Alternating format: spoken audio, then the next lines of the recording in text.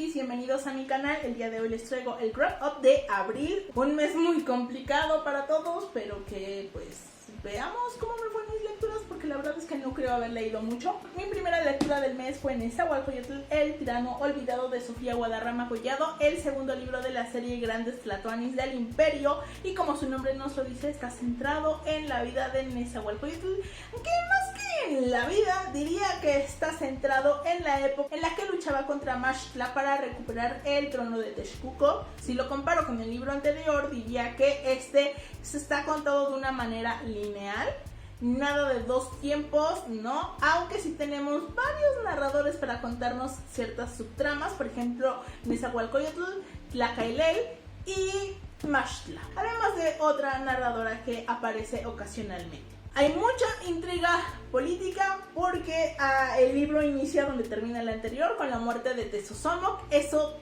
desata muchas cosas porque las alianzas que el anterior Chichimecatecutli había mantenido para aferrarse al imperio empiezan a soltarse, porque no todos los reinos quieren depender de Maxtla, no lo consideran un buen gobernante, y otros pues empiezan a aliarse en Nezahualcóyotl por conveniencia o por lealtad, pero empiezan a voltear la mirada al coyote hambriento, y eso empieza a agitar las cosas de cara a una guerra. Tiene una mayor aparición de personajes femeninos, con una subtrama enfocada en las concubinas de Nezahualcóyotl, que también nos habla de cómo vivían las mujeres en aquella época, y creo que tiene un mejor ritmo y un estilo más pulido que el de Tezosomoc.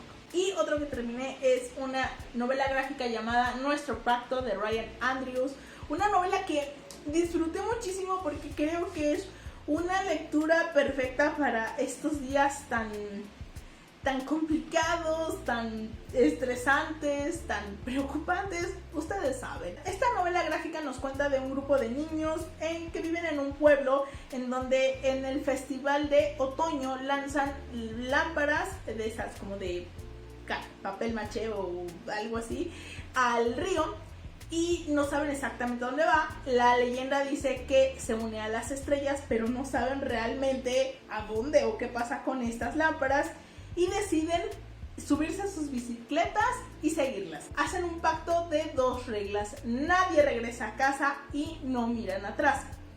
Este grupo se va, pero poco a poco en el camino empiezan a separarse y al final solo quedan dos niños: Ben, que estaba en el grupo original, y Nathaniel, que es un chico que quiere ser amigo de Ben, pero Ben no le hace mucho caso porque Nathaniel pues es un nerd y Ben quiere juntarse pues con los chicos más cool, y qué oso que me vean con Nathaniel, van a pensar que yo también soy un nerd y toda la cosa.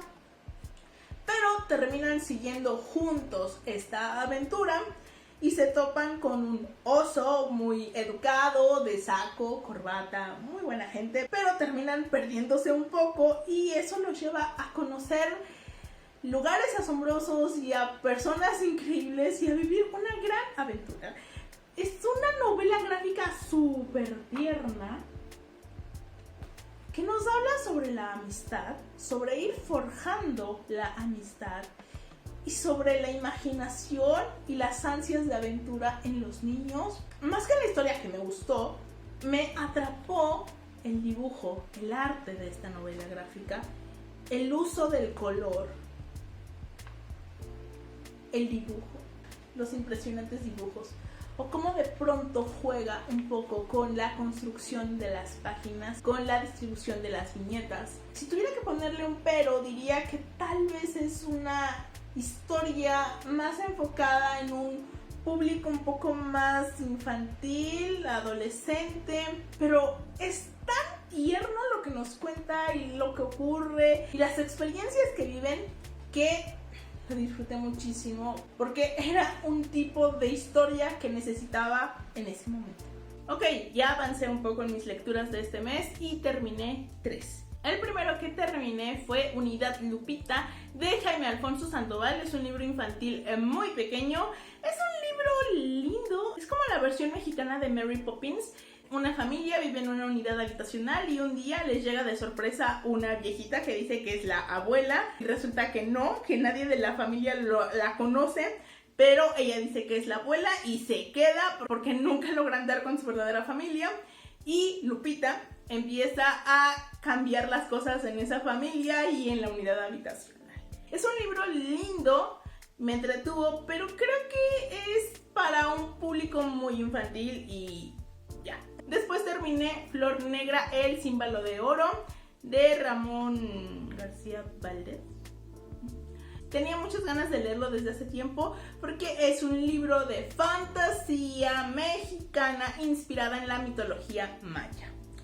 Entonces había terminado de leer los de Susomo, Kinesahualcoyotl, y estaba como enrachada y me quise meter en esta historia que está en Script. Y es un libro que me gustó, pero no tanto como esperaba, no tanto como deseaba, porque me gustó mucho más el mundo que cómo está escrita la historia y la protagonista. El estilo del autor me parece un tanto simple y que no termina de explotar algunas cosas, y la protagonista pues no me conquistó, pero tal vez en la continuación eso mejore, porque en realidad es un libro corto que está centrado en la formación de Flor Negra y en la primera parte de su aventura. ¿De qué trata? Bueno, un día un anciano que es como un curandero, uno de estos sabios, se encuentra a una chica en lo profundo de la selva. Esta chica ha sido violada y está pues muy herida. Él la rescata, la cura, pero ella no tiene memoria cuando despierta. Le pone el nombre de Flor Negra y la empieza a entrenar para que sea como su sucesora. En determinado momento le revela a Flor Negra su misión, que tiene que ver con el símbolo de oro, y ella tiene que partir a un lugar para cumplir esa misión. El mundo me gustó mucho, el uso de la mitología maya, las descripciones de Shilbalá, todas las deidades, elementos de la cultura, me parecen bellamente usados, pero sí, la historia no me atrapó mucho, que digamos. Sin embargo, quiero leer la continuación, que también está en Script, y espero que mi impresión de la historia mejore. Y otro que terminé es El núcleo del sol, de Johanna Sinisalov, y wow, es una distopía feminista, pero bien usado el término. De verdad, después de la decepción que fue Vos, este es un gran ejemplo de distopía feminista. Nos habla de una Finlandia que se llama República Eusistocrática, que ha prohibido todo lo que pueda generarle placer o crear adicción en las personas, como cierto tipo de alimentos. Pero también han recurrido a una selección artificial basándose en principios eugenésicos para crear una subcategoría humana, llamémoslo, de mujeres llamadas Elois, que han sido modificadas y educadas para ser mujeres pasivas, sumisas, con pocas ganas de rebelarse. Son simple y sencillamente mujeres educadas para servir y complacer a los hombres sexualmente, porque siempre tienen que estar disponibles para eso. Y por otro lado tenemos a las Morlock, que es un subtipo de mujer que han tratado de reprimir y desaparecer mediante la esterilización, que son mujeres con espíritu independiente, rebelde, críticas, y a todas ellas han tratado de eliminarlas. Nuestra protagonista es Vanna, una Morlock que gracias a las circunstancias de su nacimiento y la educación de su abuela ha vivido haciéndose pasar exitosamente como una Elois para sortear pues todo el peligro que representa para ella ser una Morlock abiertamente. Pero su hermana, que sí era una Elois, está desaparecida, oficialmente está muerta, pero ella está desesperada por encontrarla, al menos por encontrar su cuerpo, mientras está combatiendo una curiosa adicción. Es un mundo que me dio escalofríos, me aterró más que Gilead, que de verdad ese Gilead parecía como muy real. Y lo mismo me pasa un poco con este mundo, porque es el mundo ideal de los incels y los pederastas.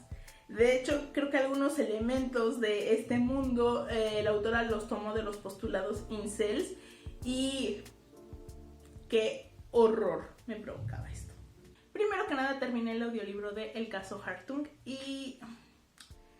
ay, no sé, tengo opiniones encontradas. A estas alturas ya está el hangout que hice con Luis de Papá Lector, donde pues hablamos de nuestras impresiones sobre este libro y se los dejo enlazado. El caso Hartung inicia con que Rosa Hartung, la ministra de Asuntos Sociales, regresa a trabajar.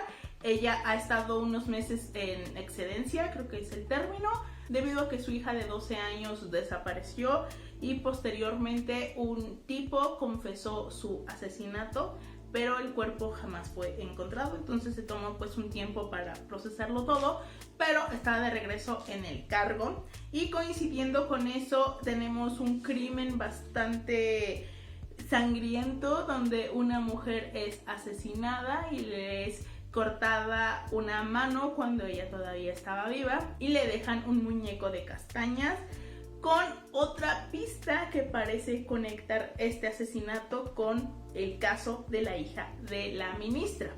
Tenemos a nuestros dos detectives que son Hess y Tulling. Hess es un investigador que ha caído de gracia de Europol y lo han mandado de regreso a Dinamarca, pero él está seguro de que ese castigo no va a durar mucho, entonces no se involucra demasiado en el caso, porque pues para qué mañana me llaman llamar otra vez y este caso no significa nada.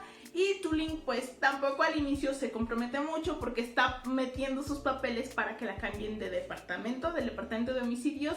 Quiere irse a otro, no me acuerdo cuál, pero digamos la carga de trabajo pues es mucho más ligera y el sueldo es mejor y todo el mundo aspira a ir a ese departamento. Pero ocurre este asesinato y empiezan a investigar y como thriller creo que es buenísimo, no le sobra nada, todo ocurre muy rápido, el asesino siempre va por delante de los investigadores, va por delante de uno como lector, te sorprende a cada paso, no sabes qué esperar. Tiene un ritmo tremendo. Llega un momento en el que se saben muchas cosas y dije, bueno, ¿en dónde voy? 40% de la historia. Y es que todo ocurre en un lapso muy pequeño de tiempo, de manera que todo el ritmo es muy bueno. El asesino nunca lo adiviné. Mi teoría iba por otro lado y fue otro. Y eso sí, puede ser muy, muy gráfico. Hay una escena casi al final con la mutilación, pero la descripción es tan gráfica que a mí hasta me dieron náuseas, así me dio escalofríos de cómo lo estaba describiendo el autor. Ahí funciona muy bien la historia, pero tiene cosas que no me gustaron.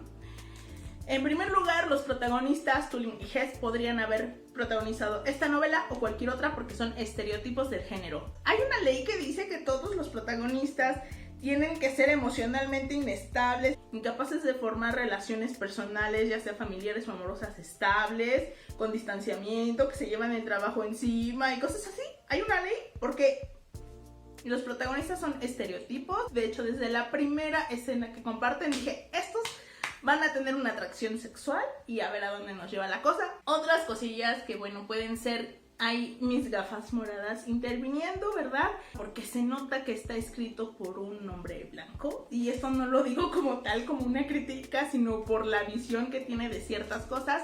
Por ejemplo, habla sobre que los servicios sociales les quitan en su mayoría a los niños, a las personas inmigrantes. Pero lo dice así como de, es normal, pasa por encima, nada más es como un dato X. Y de pronto a mí me vino todo el recuerdo de las denuncias y estudios que dicen que los servicios sociales despojan muchas veces de manera injusta a las personas migrantes o racializadas de sus hijos, no porque los niños estén en una situación de riesgo, sino porque el Estado asume una postura de tú no puedes cuidarlos bien, entonces yo los cuido, a pesar de que los niños bajo la custodia de servicios sociales a veces entran en situaciones mucho más vulnerables que las que tenían en sus hogares.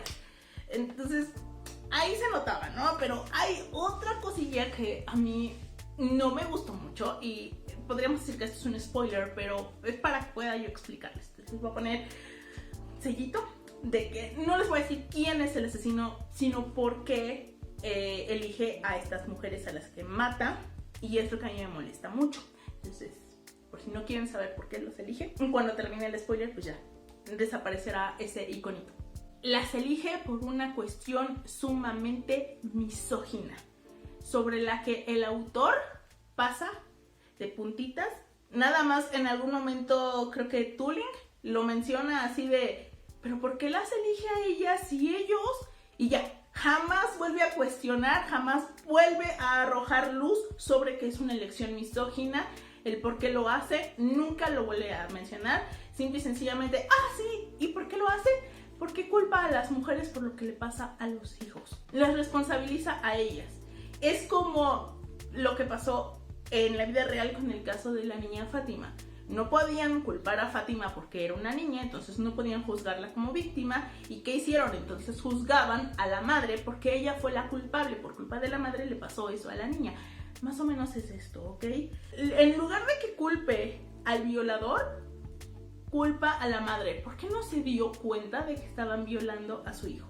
Entonces la tortura y la asesina por algo que, en lugar de matar al violador.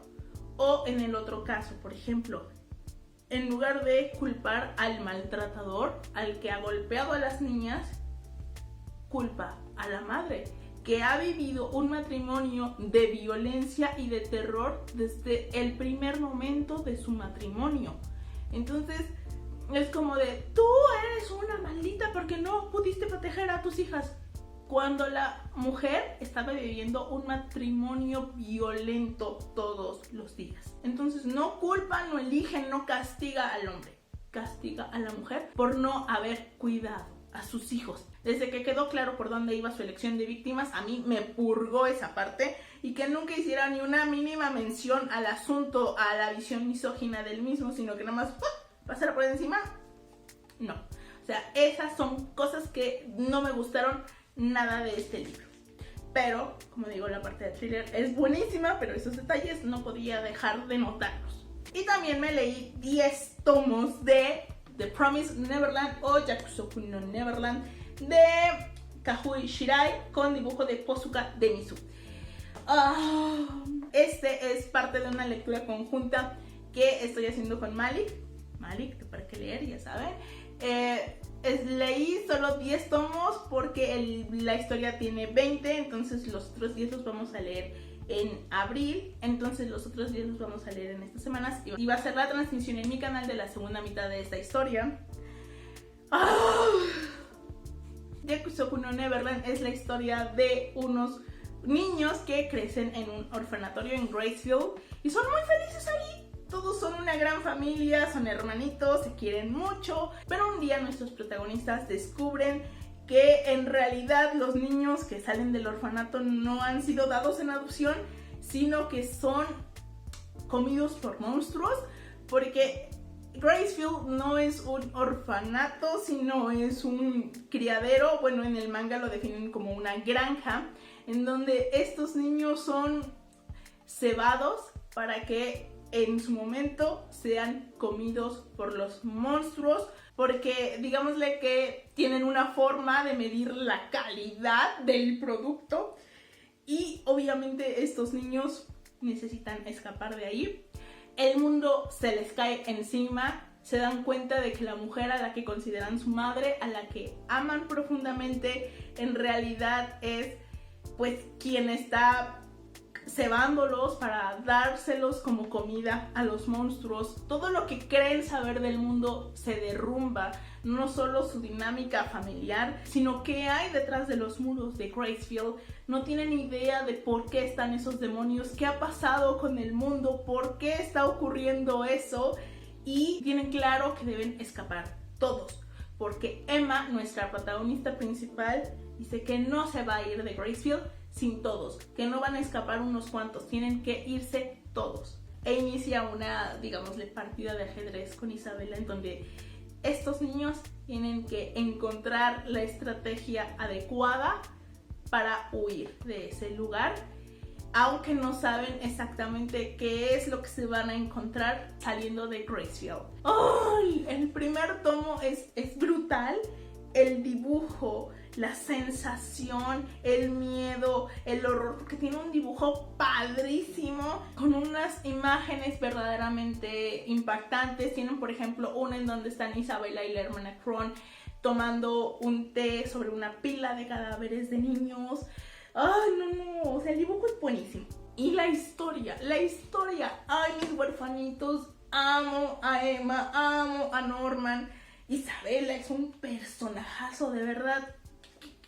¡Qué maldito personajazo es Isabela! ¡Ah! Pero, creo que sí hay un pero, y es que los primeros 6 tomos son buenísimos, y del 7 al 10 se nota un bajón.